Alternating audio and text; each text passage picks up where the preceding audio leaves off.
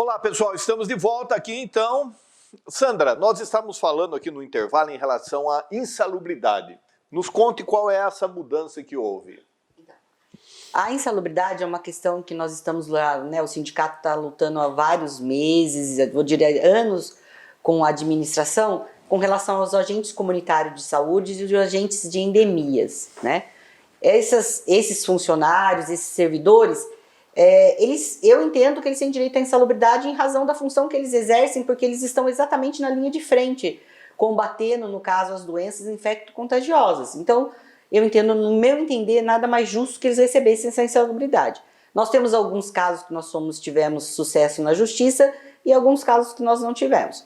Agora, com uma emenda... O triste é isso, né? É o mesmo caso, porque aqui no escritório também nós enfrentamos, o mesmo caso dá para um e não dá para outro. Desculpa. E daí como justificar, né? Então, nós tivemos muitas questões relativas a isso, que exatamente na mesma função, alguns servidores recebem, alguns não. Agora nós tivemos recentemente uma emenda constitucional que está prevendo isso, que esses servidores, agente comunitário de saúde e os agentes de endemia, terão direito de receber essa insalubridade.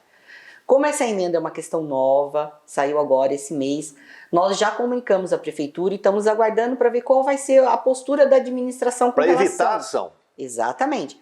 Como o Leonardo já mencionou, nós tentamos de todas as formas resolver isso administrativamente. Perfeito. Então nós já encaminhamos isso para a administração, solicitando como a administração vai dar esse andamento. Nós estamos aguardando. Então essa é uma futura ação que nós estamos vendo, né? Que talvez nós tenhamos que impetrar essa ação se a prefeitura não fizer esse pagamento espontâneo. Então essa é uma ação que vai ser talvez uma ação coletiva ou individual. Sim. Nós então ainda estamos vendo juridicamente qual seria a melhor postura do sindicato em defesa desses servidores, especificamente dessa categoria. Ótimo. Bom, recentemente aí a doutora Tereza Rafaela entrou com uma ação direta de inconstitucionalidade, uma ADIM, e foi vitoriosa, né? Saiu aí a decisão do Tribunal de Justiça de São Paulo. Rafa, diga para nós, primeiro, o que é uma ADIM, não é ação direta de inconstitucionalidade, e depois nos explique o que é essa ação que vocês ganharam. Bom, Wagner, a ação direta de inconstitucionalidade, ela vai declarar a inconstitucionalidade de uma lei ou de um ato. Então, nesse caso específico em que a gente entrou com a ADIM, a Constituição permite o acúmulo de cargos em alguns tipos. Então, para os professores, para profissionais da saúde. Aqui em Avaré foi feita uma lei no ano passado, em maio do ano passado, aprovada pela Câmara, especificando e reduzindo o limite de carga horária dos professores. Então, os professores poderiam acumular somente 60 horas semanais, o que não está previsto na Constituição. A Constituição só permite o acúmulo de carga horária desde que tenha compatibilidade de horários, somente isso. O que isso ia acarretar de prejuízo na vida desses professores? Os professores que já laboravam, que já tinham 2 concursos públicos, que laboravam em escola particular, em escola pública do município, que acumulavam uma carga horária maior que essa permitida, iam ter que optar só por um cargo, por um trabalho, causando aí um prejuízo, uma obrigatoriedade de pedir desoneração, etc. Então a gente tentou conversar, oficiamos a prefeitura, e aí impetramos a ADIM em maio do ano passado, solicitando a declaração de inconstitucionalidade dessa lei, pelo fato dela ir de frente com a Constituição, né? Como a Constituição não estabelece limite de carga horária algum, e a lei municipal veio estabelecendo isso, colocando esse limite, causando prejuízo também para esses professores, a gente solicitou. E aí na semana passada nós obtivemos o resultado positivo, a declaração de inconstitucionalidade dessa lei, com efeito ex-tunc, né? Então retroage, essa lei não vai ter mais efeito. Rafaela, nesse caso aí que vocês foram vitoriosos nessa ação, nessa ADIM, essa ADIM aí, ela vai atingir todos os servidores indistintamente ou somente os sindicalizados? Nesse caso da ADIM, Wagner, vai atingir todos os servidores porque foi um ato contra a lei. Então a lei vai perder efetividade e assim vai beneficiar todos os professores nesse caso. No entanto, há algumas situações também que vai beneficiar só os sindicalizados. Como a Sandra disse, a gente atende aos servidores com relação à relação de trabalho. Sim. Então, também tem algumas situações individuais que a gente consegue trabalhar aí para os sindicalizados.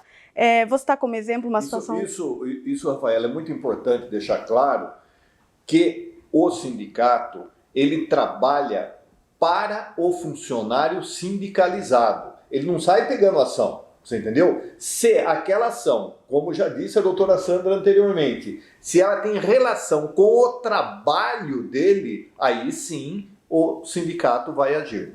Exatamente. Uma situação recente aí que a gente teve foi uma servidora que nos procurou. Ela tem um filho deficiente e ela estava solicitando a redução da carga horária diante da necessidade, da demanda que esse filho tem, médico, cuidado, etc. E aí ela nos procurou, nós fizemos vários pedidos administrativos, informamos a administração, não obtivemos êxito, solicitamos judicialmente essa redução da carga horária sem a redução do salarial dela por conta de prejuízo e tudo mais. E nós obtivemos êxito. É uma situação com relação à relação de trabalho dela da prefeitura, a necessidade dela ali da vida particular, que a gente conseguiu ter êxito. Essa servidora é sindicalizada, ela procurou o sindicato, nós analisamos a situação dela e buscamos essa via judicial para conseguir ajudá-la. Então, a gente tenta trabalhar nesse sentido. Entendi, Rafaela. Agora, Sandra, me explica aí a situação, então. O funcionário público aí, que ele está sindicalizado, se ele tem, por exemplo, uma ação de despejo, vocês fazem? Não. Aí, no caso, a ação de despejo é uma ação eminentemente particular da questão da vida privada do servidor, a gente não atende, né? É óbvio que se for um servidor, a gente pode estar dando uma orientação, né? Olha, você precisa fazer isso, procurar um advogado, se é um caso de procurar a defensoria, se há a possibilidade de resolver isso, né? Vocês fazem um encaminhamento, exatamente. Mas não entram com ação. A gente não impetra, a gente só impetra as ações relativas às relações de trabalho.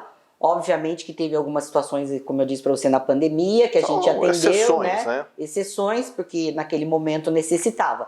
Mas o servidor que é atendido pelo sindicato é o servidor associado nas ações, né, referentes às relações de trabalho dele com a prefeitura. Entendi. Rafaela, dentre essas ações aí que você tem trabalhado aí, quais que tem assim uma maior demanda de trabalho, não maior número de ações? É aquelas ações assim que dão mais trabalho, vamos chamar assim. Porque essa da insalubridade que você estava dizendo aí, nós temos no meio do caminho um laudo, né? Exatamente. E é esse laudo que muitas vezes é controvertido. Exatamente. Né? Porque aí você pega o perito A, o perito B, o perito C. O local de trabalho A, o local de trabalho B, o local de trabalho C. Então, cada perícia pode ter um resultado. E às vezes o servidor está na mesma função. Exato. Só que, por exemplo, nós temos assim, vamos pensar num servidor que trabalha de auxiliar no posto de saúde A e o outro no posto B. Mas o posto de saúde A ele tem raio-x, ele auxilia o dentista que tem material biológico, o outro servidor trabalha no posto de saúde C, que só faz a parte administrativa. Entendi. Agora, Sandra, colocar você numa saia justa. Como que você explica para os nossos alunos que, por exemplo, às vezes, no mesmo posto de saúde, vem um laudo dizendo sim, vem um outro laudo dizendo não? Não. O que eu, assim, explico, procuro falar para os alunos e falo para o meu cliente. A justiça, ela, infelizmente, eu não sei se infelizmente, ela é mutável. Sim. E essa insegurança jurídica existe, né? É uma questão que eu tenho certeza que os alunos têm consciência, que a insegurança jurídica a gente nunca sabe qual é o resultado de uma ação. E o advogado que vende o resultado é mentiroso. Eu nunca vendo o resultado. Eu tenho essa minha postura, a minha formação profissional, sim, a minha experiência diária, a minha experiência de vida, eu não posso, assim, em sã consciência, de livre-arbítrio, garantir para uma pessoa um resultado de uma ação.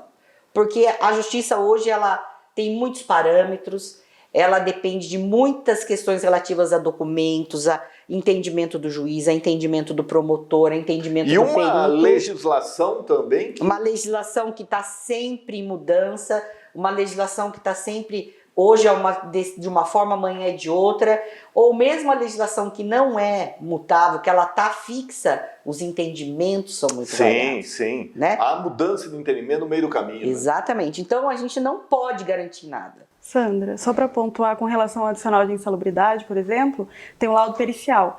É importante as pessoas saberem que esses peritos, eles são nomeados pelo juiz, são peritos de confiança do juízo. E não é só um profissional, por exemplo, aqui em Avaré, são diversos.